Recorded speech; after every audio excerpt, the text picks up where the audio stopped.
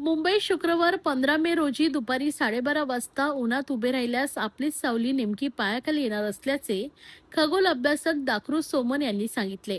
तर ठाणे डोंबिवली कल्याण बोरिवली येथे हाच अनुभव शनिवारी 16 मे रोजी दुपारी 12:30 वाजता घेतलाय. ठाण्यातील भगवती विद्यालयाच्या मैदानात मराठी विज्ञान परिषद ठाणे विभाग व डॉक्टर राजेश मडवी फाउंडेशन यांच्या सौजन्याने शून्य सावली दिवस प्रात्यक्षिक दाखवण्यात आलाय. यावेळी लहान मुलांपासून वयोवृद्धांपर्यंत सर्वांनी या शून्य सावली दिवसाचा अनुभव घेतला असून या उपक्रमाला नागरिकांचा उत्स्फूर्त प्रतिसाद मिळाला आहे.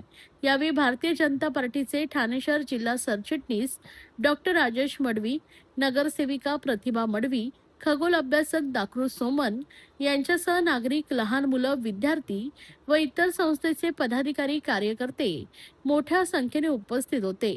याविषयी अधिक माहिती देताना खगोल अभ्यासक दाकृ सोमन म्हणाले की उत्तर गोलार्धातील कर्कवृत्त ते दक्षिण गोलार्धातील मकर वृत्त यामधील प्रदेशातूनच हा अनुभव घेता येऊ शकतो. वर्षातून 2 वेळा सूर्य मध्यान्ही दुपारी बरोबर डोक्यावर येतो. दुसरा दिवस जुलै महिन्यात पावसाळ्यात येत असल्याने अनुभव घेता येत नाही. आपल्या गावच्या आशांशा इतकी सूर्याची क्रांती झाली की त्या दिवशी दुपारी सूर्य बरोबर डोक्यावर आल्यावर शून्य सावलीचा अनुभव घेता येतोय. दरम्यान ठाण्यात अशा विज्ञान परिषद उपक्रमाला अजून प्रोत्साहन देत महापालिकेनं देखील सहभाग मिळायला हवा. तसेच ठाणे महानगरपालिकेच्या सहभागाविषयी येणाऱ्या काळात योग्य कार्य करत महापालिकेच्या सहकार्याने युवा पिढीसाठी असेच अनेक विज्ञान परिषद उपक्रम राबवणार असल्याचं डॉक्टर राजेश मडवी आणि नगरसेविका प्रतिभा मडवी यांनी प्रसार माध्यमांशी बोलताना सांगितले. मराठी विज्ञान परिषद ठाणे विभाग आणि आपले खगोल शास्त्रज्ञ दाकृ सोमन सर आणि त्यांची टीम खरंच हा स्तुत्य उपक्रम आहे. झिरो सावली आपल्याला त्यांनी प्रात्यक्षिक दाखवलेला आहे. मी असं आव्हान करीन ठाणे महानगरपालिका किंवा इतर, आपण फक्त गटार पायवाटांच्या मागे न लागता विज्ञान हा फार महत्त्वाचा विषय आहे. आणि तुम्ही इतर जी प्रगत राष्ट्र आहेत त्यांचा खूपसा निधी हा फक्त या रिसर्चसाठी ते वापरतात. अजून आपल्याकडे तेवढी रिसर्चसाठी तेवढी अमाऊंट ठेवली जात नाही.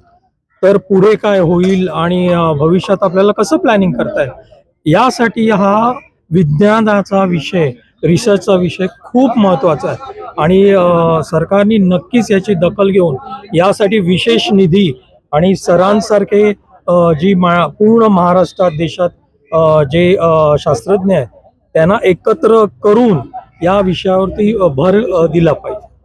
आज रविवारी झिरो शॅडो डे होता, म्हणजे सूर्य बरोबर आपल्या डोक्यावर येणार होता आणि तो 12:35 सूर्य डोक्यावर आला आणि त्यामुळे सावली पायाखाली गेली. हे दृश्य बरेच लोकांनी, विज्ञानप्रेमींनी इथे अनुभवलं. मराठी विज्ञान परिषद आणि फाउंडेशन त्यातर्फे हा कार्यक्रम आयोजित केला होता.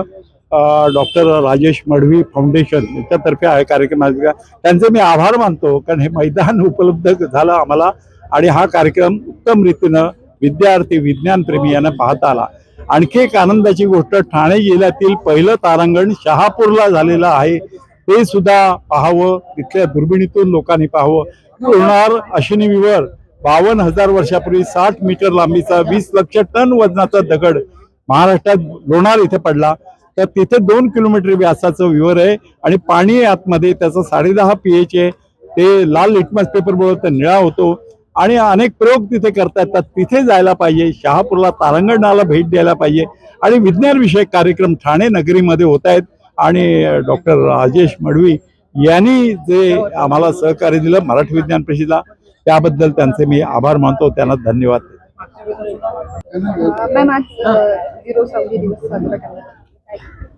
आज शून्य सावली दिवस आहे आणि आम्हाला खगोल तज्ज्ञ दाकृ सोमन सरांनी संपर्क केला आणि राजेश मडवी फाउंडेशन आणि सोमन सर यांच्या वतीने आपण इथे आज भगवती मैदानामध्ये शाळेच्या हा शून्य सावली दिवस आपण अनुभवलेला आहे. खरंच महानगरपालिकेने हा मोठ्या प्रमाणामध्ये त्याच्यामध्ये सहभाग घ्यायला पाहिजे होता. याच्या पुढे मी नक्कीच प्रयत्न करेन महापालिकेचा कसा संपर्क, सहवास अशा कार्यक्रमाला, वैज्ञानिक कार्यक्रमाला लाभेल त्यासाठी मी नक्कीच प्रयत्न करेन आणि दाकू सोमण सरांचा आम्ही खूप आभार मानू. त्यांनी खूप छान माहिती दिली सर्वांना आणि कसं विज्ञानाशी जोडलं गेलं पाहिजे. विज्ञान परिषद आहे ठाण्यामध्ये, जास्तीत जास्त जणांनी कसं जोडलं पाहिजे यासाठी आम्ही पण नक्कीच प्रयत्न करू. हाय खुशी, हाय निकिता, तूने आफ्टर 12 कौन सी स्ट्रीम में एडमिशन लिया है? मुझे हेल्थ केयर फील्ड में करियर तो बनाना है, लेकिन मुझे समझ में नहीं आ रहा है मैं कौन सा कोर्स लूँ। खुशी, अभिनव इंस्टीट्यूट का GNM नर्सिंग कोर्स परफेक्ट है। ये महाराष्ट्र नर्सिंग काउंसिल एफिलिएटेड है। सिर्फ थ्योरी है या प्रैक्टिकल भी है? यहाँ 70% प्रैक्टिकल और 30% थ्योरी है, मतलब रियल हॉस्पिटल लर्निंग। हम दोनों को प्लेसमेंट भी मिलेगा ना? बिल्कुल 100% job placement support, experienced faculties और डेडिकेटेड प्लेसमेंट टीम। क्या हम उसके बाद गवर्नमेंट जॉब के लिए अप्लाई कर सकते हैं? ऑफ कोर्स, और इंडिया और अब्रॉड दोनों जगह ह्यूज डिमांड है एक्सपर्ट्स की। Wow, sounds like a plan.